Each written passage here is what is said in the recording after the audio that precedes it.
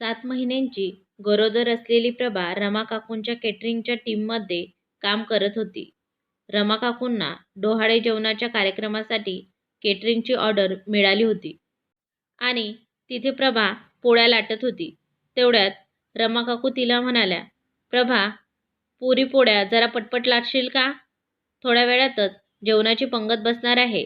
सगळेजण घाई करत आहेत." "हो काकू," असं म्हणत 7 महिन्याची गरोदर असलेली अवघडलेल्या अवस्थेत जमिनीवर बसून पोळ्या लाटणाऱ्या प्रभा बाजूला ठेवलेल्या रुमालाने आपल्या कपाळावरील घाम टिपला आणि अजून पटापट पोळ्या लाटू लागली. तिने तिच्या माहेरी सरकारी हॉस्पिटलमध्ये डिलिव्हरीसाठी नोंद केलेली. अधूनमधून माहेरी जाऊन सरकारी हॉस्पिटलमधून ती कॅल्शियमच्या आणि व्हिटॅमिनच्या गोळ्या घेऊन यायची. तसं तर सरकारी हॉस्पिटलमध्ये डिलिव्हरीसाठी पैसे लागणार नव्हते, परंतु तरीही 4 पैसे पदराशी हवेत. ऐनवेळी अडचण नको. माणसावर कधी कोणती वेळ येईल हे सांगता येत नाही, म्हणून प्रभा अशा अवस्थेत सुद्धा काम करत होती.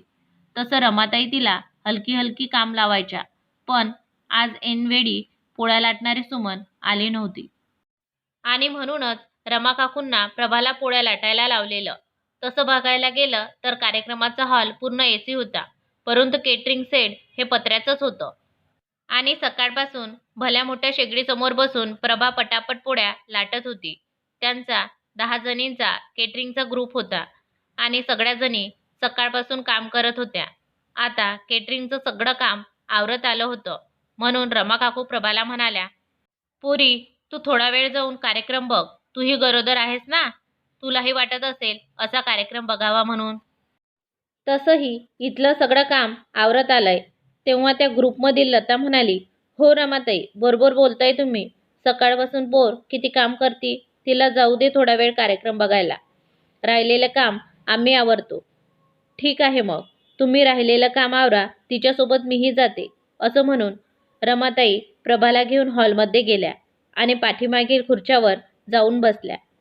खूप छान सजावट केली होती. उत्सव मूर्ती स्टेजवर लावलेल्या झोपाळ्यावर मधोमध बसली होती. हिरवीगार मऊ रेशमी साडी, खास कार्यक्रमासाठी केलेला मेकअप आणि अंग भरून फुलांचे दागिने असा सगळा साज करून तोऱ्यात बसली होती. "ग, कुणीतरी येणार येणार ग, एक नवा पाहुणा." काही बायका हे गाणं गात होत्या. फोटोग्राफर त्या सगळ्या मुव्हमेंट कॅमेऱ्यात कॅप्चर करत होता. सुवासिनी बायका तिची ओटी भरत होत्या. सगळेजण तिचंच कौतुक करत होते. समोरचे हे सगळं दृश्य बघून प्रभा थोडा वेळ शांत राहिली.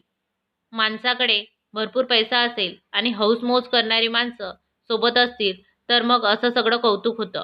प्रभा रमा काकूंना म्हणाली. रमा काकू प्रभाला म्हणाल्या, "तू थोडा वेळ अजून कार्यक्रम बघ. मी सगळं आवरलंय का ते किचनमध्ये जाऊन बघते." रमा काकू किचनमध्ये गेल्या आणि पाहिलं तर सगळं आवरलं होतं. त्यांच्या ग्रुपमधील लता रमा काकूंना म्हणाली, "प्रभालाही जर चांगलं सासर मिळालं असतं तर आज तिचंही असंच कौतुक झालं असतं. पण एक गोष्ट चांगली आहे की तिचा नवरा निर्व्यसनी आणि कष्टाळू आहे. म्हणत होती की मी गरोदरपणात असं काम केलेलं नवऱ्याला आवडत नाही, पण मग तिनेच नवऱ्यापुढे हट्ट केला. अडीनडीच्या वेळी 4 पैसे हवेत म्हणून केटरिंगचा ग्रुप जॉईन केला." हे सगळं लता बोलत होती, पण रमा काकूंचं मन प्रभाने बोललेल्या भरपूर पैसा असेल आणि हौसमौज करणारी माणसे सोबत असतील तर सगळं मिळतं या एकाच वाक्यावर अडकलं होतं. त्या लताला म्हणाल्या, "आपण प्रभाचं डोहाळे जेवण करूया का? आपल्याला जसं जमेल तसं." तिला पण खूप वाटत असेल ना की तिचंही कौतुक व्हावं आणि तिचं कौतुक करायला तिच्या माहेरी तिचे आईबाबा नाही, शिवाय सासरीही कोणी नाही. मग आपणच तिची मावशी काकू बनूया आणि तिचं डोहाळे जेवणाचा कार्यक्रम करूया. तेव्हा लता म्हणाली, "हो हो, चालेल. आपण आपल्या परीने जसं जमेल तसे थोडे थोडे पैसे गोळा करून प्रभाचं डोहाळे जेवण करूया. पण हे सगळं प्रभाला सांगायचं नाही. हा मला तिच्या चेहऱ्यावरील आनंद बघायचा आहे." रमा काकू लताला सांगत होत्या. इतक्यात त्यांना प्रभा येताना दिसली, म्हणून मग त्यांनी सावरासावर करून विषय बदलला. आता त्यांनी ठरवल्याप्रमाणे सगळ्यांनी थोडे थोडे पैसे घातले आणि प्रभाच्या डोहाळे जेवणाची तयारी केली. हिरवी साडी आणि ओटीचे सामान रमा काकू आणणार होत्या आणि लताची मुलगी फुलांचे दागिने बनवणार होती. दुसऱ्या दिवशी त्यांनी रमा काकूच्या घरी पाठीमागे रंगीबेरंगी साड्या लावल्या. त्यावर वेगवेगळ्या फुलांच्या माळांनी सजावट केली. साधंच पण खूप छान डेकोरेशन केलं.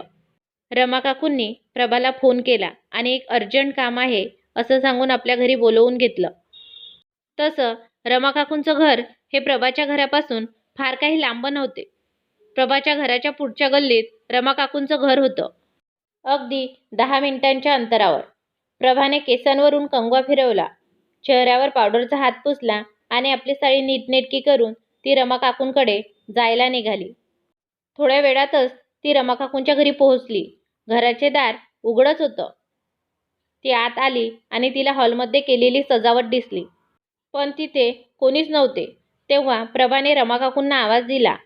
आतल्या खोलीतून रमा काकू म्हणाल्या, प्रभा, तू आलीस? आम्ही सगळ्याजणी इथेच आहोत. चला ग सगळ्याजणी बाहेर. तेव्हा आतल्या खोलीमधून त्यांच्या केटरिंग ग्रुपमधल्या सगळ्या बायका बाहेर आल्या. त्या बायका छान साडी घालून नटून थटून आल्या होत्या. त्यांच्याकडे बघून प्रभाला काहीच कळलं नाही. ती थोडीशी बावचडली. तेव्हा रमा काकूंनी प्रभाचा हात धरून तिला सजवलेल्या खुर्चीवर बसवलं आणि तिला हळदी कुंकू लावून एक सुंदर हिरवी साडी हातात दिली. जा, आतल्या खोलीत जाऊन ही साडी नेसून बाहेर ये. आता सर्व प्रकार प्रभाच्या लक्षात आला. तिच्या डोळ्यातून आनंदाश्रू येत होते. साडी नेसण्यासाठी ती आतल्या खोलीत गेली. 2 बायकांनी तिला मस्तपैकी साडी नेसवली आणि तिचा छानसा मेकअप केला.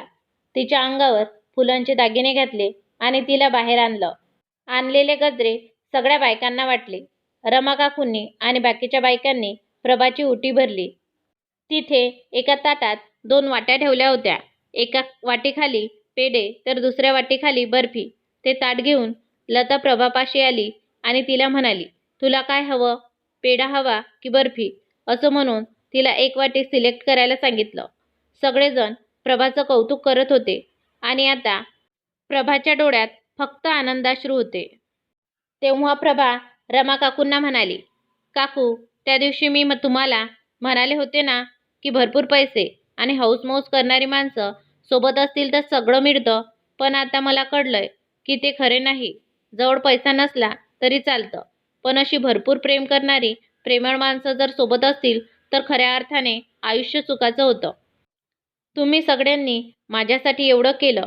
मी विचारही केला नव्हता की माझंही डोहाळे जेवण होईल, पण तुम्ही ते केलं.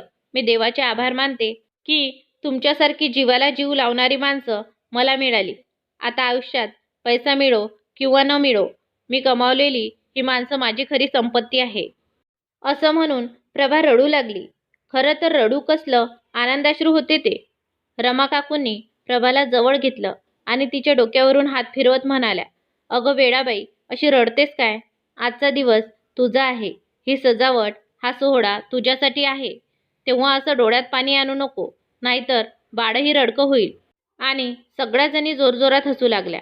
मग प्रभाही हसली आणि हळूच रमा काकूंच्या मिठीत शिरली. सगळेजण हा सोहळा डोळ्यात साठवत होते. आता सगळ्यांनाच भूक लागली होती, म्हणून मग सगळेजण जेवायला बसले. सगळ्यांनी मिळून जेवणाचा खूप छान मेनू ठेवला होता. मसाले भात, श्रीखंड पुरी, बटाट्याची रस्सा भाजी, शिवाय मसाला पापडही होते. त्यामुळे जेवणाचा खूप खमंग वास सुटला होता. सगळ्याजणी एकत्र पोटभर जेवल्या आणि अशा प्रकारे प्रभाचे डोहाळे जेवण आनंदात साजरे झाले. मित्रांनो, खरंच एक वेळ आयुष्यात पैसा कमी असेल तरी चालेल, पण जीव लावणारी माणसं सोबत हवीत.